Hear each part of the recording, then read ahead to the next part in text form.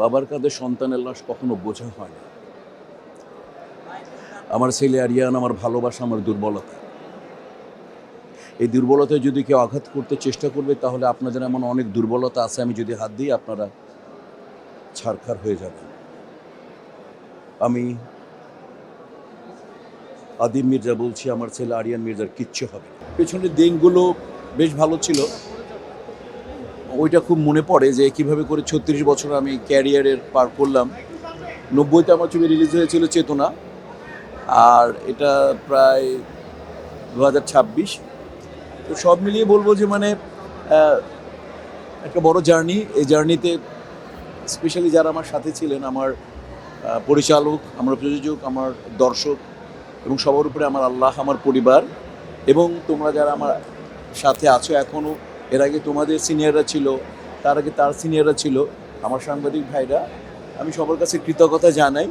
কারণ সবার যদি একটা মিছিল না হতো, সবার সমন্বয় না হতো, তাহলে অ্যাটলিস্ট একটা মিশা সওদাগর তৈরি হতো না। কারণ তোমরা হয়তো বা দেখবে যে টানা 36 বছর যাবৎ পৃথিবীর ইতিহাসে একটা আর্টিস্ট মানে ভিলেনিয়াস রোলে কাজ করে টিকে আছে কি না তোমরা একটু দেখবে, আশা করি কাউকেই পাবে না।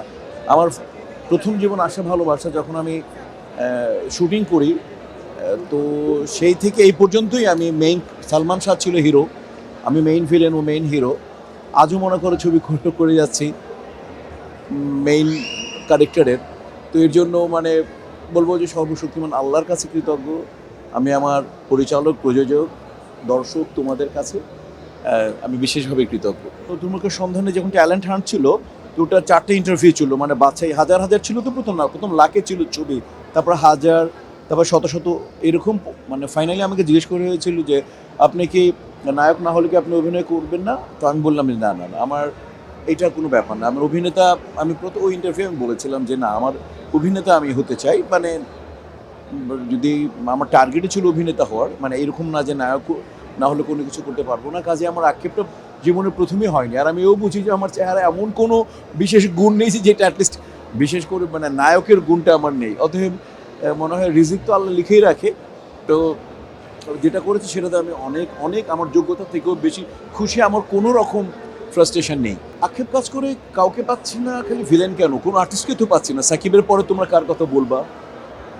চেষ্টা করে যাচ্ছে সিয়াম, আরিফিন শুভ, আরও অনেকেই আছে, চেষ্টা করে যাচ্ছে। কিন্তু দেখো ইন্ডাস্ট্রি তুমি কাকে নিয়ে রান করবা, এবং কয়টা পরিচালক আছে, কয়টা প্রযোজক আছে। আসলে আমাদের ইন্ডাস্ট্রি তো বন্ধ হয়ে গেছে না ভাইয়া। ইন্ডাস্ট্রিতে আগে আমরা এসেছি, তখন ইন্ডাস্ট্রি ছিল, তখন 1200 হল ছিল, মনে করো 300 350 মানে ডিরেক্টর ছিল, প্রোডাকশন ছিল প্রায় 150-র মতো। তো এখন তো ইন্ডাস্ট্রি নেই, এখন কোনো আর্টিস্টও তুমি দোষ দিতে পারবে না। আর্টিস্ট অনেকে ফিল্মের সুপারস্টার হতে চায়, স্টার হতে চায়, ফিল্মে কাজ করতে চায়, স্বপ্ন থাকে যার অভিনেতা, তার প্রত্যেকেরই স্বপ্ন যে যে মানে মানে ফিল্ম অভিনয়ের সাথে যারা জড়িত, যারা ডিরেকশন দেয়, যারা গান পছন্দ করে, সবাই চায় ফিল্মে, কারণ ফিল্মে জাতীয় স্বীকৃতি পাওয়া যায়। তোমরা জানো ফিল্মেই কেবল জাতীয় পুরস্কার দেওয়া হয়, অন্যান্য সেক্টরে কিন্তু দেওয়া হয় না জাতীয়ভাবে। তো কাজে হচ্ছে যে ভাইয়া এখন তো ইন্ডাস্ট্রি নেই, ইন্ডাস্ট্রি বন্ধ হয়ে গেছে। অতএব দোষ মনে হয় আমি কাউকে দিব না, কাউকে পাচ্ছে না অভিনেতা অভিনেত্রী, এটা এটা আমাদের দুর্ভাগ্য, শুধু এটুকু বলবো। বরবাদ মানে আমি কৃতজ্ঞতা জানি ওই ছবির ডিরেক্টর মেহেদী হাসান হৃদয়কে। আমি বলি তো মানে বরবাদ আমার জীবনে এমন একটা বোধ সৃষ্টি করেছে মেহেদী হাসান হৃদয়, যে আমি এরপরে অনেকগুলো স্ক্রিপ্ট আমি না করতে বাধ্য হয়েছি। মানে বরবাদ করার পর আমি যে স্ক্রিপ্ট আশা করেছিলাম, আমি শুধু রায়হান রাফির একটা স্ক্রিপ্ট পেয়েছি ওরকম, এছাড়া আমি বদিউল আলম খোকনের একটা স্ক্রিপ্ট পেয়েছি, ওরকম কাজ করছি। তো বাকি আমি আসলে মানে স্ক্রিপ্ট অনেকগুলো না করে দিয়েছি। মানে একটা মেহেদী হাসান হৃদয়েরই একটা স্ক্রিপ্ট আমার খুব একটা পছন্দ হয়নি। মেহেদী হাসান হৃদয়েরই, যিনি আমাকে মানে ওই আমার ভিতরে এমন একটা টেস্ট ভিতরে ঢুকে দিয়েছে, মানে মানে আমার পুরো জীবনের ক্যারিয়ারের একটা টেস্ট অর্ধেক টেস্ট মেহেদী হাসান হৃদয় বরবাদ করার পর মানুষ আমাকে এইভাবে প্রত্যেকটা ডায়ালগ মানুষের মুখস্থ, প্রত্যেকটা এক্সপ্রেশনস মানুষের মুখস্থ। তো আসলে আমি বিশেষভাবে কৃতজ্ঞ মেহেদী হাসান হৃদয়ের কাছে এবং ওই ছবির প্রডিউসার আজিম ভাই, শাহরিন আপু এবং গোটা টিমটার কাছে। মানে মানুষ মানে এটা মানুষ সাধারণত থাকবে, মানে মানে মানে অতি সাধারণ জিনিস তো অসাধারণ, তাই না ভাইয়া? আমি তোমাদের সাথে যদি এখন যদি একটু অহংকার করে কথা বলি, যদি ইন্টারভিউ না দেই, বা তোমার একটা প্রশ্ন করলে তোমাদেরকে উল্টা কাউন্টার দিয়ে আমার অভিজ্ঞতা ছড়াই, তাহলে তোমরা আমার সম্পর্কে কী ভাববা? যে মিশা ভাই তো স্যাক্রিফাইস করলো না, মিশা ভাই ঠিক আছে আমার বয়স 22, 23, 24, 25, তোমরা এর চেয়ে বেশি হবে না, 30-এর মধ্যে, আমার বয়স 60। তো তোমরা তো শিখতে চাও, তোমাদের যদি আমার অভিজ্ঞতা দ্বারা কোনো কিছু শিখতে চাও, আমার কোনো কিছুই যদি তোমাদের ভালো লাগে, যে হিসাবে অ্যাটিটিউড দেখছো, বাংলাদেশের ভিলেন, অ্যাটলিস্ট ভিলেন তো আমি নাম্বার 1 নাকি। তো কথা হচ্ছে যে বাট এই লোকটার ওইরকম কোনো রাগ নাই, অহংকার নেই, খুব স্বাভাবিক জীবনযাপন করে। এটা তো একটা মেসেজও, তাই না? যে মিশাবার কাছে গেলে ইনশাল্লাহ আমরা ভালো ব্যবহার পাবো, একটা ইন্টারভিউ পাবো। সবসময় না, মাঝে মাঝে আমিও যখন ব্যস্ত থাকি তোমরা বুঝো না। তো কাজ হচ্ছে আমি মনে করি সাধারণ মানুষ হচ্ছে অসাধারণ মানুষ।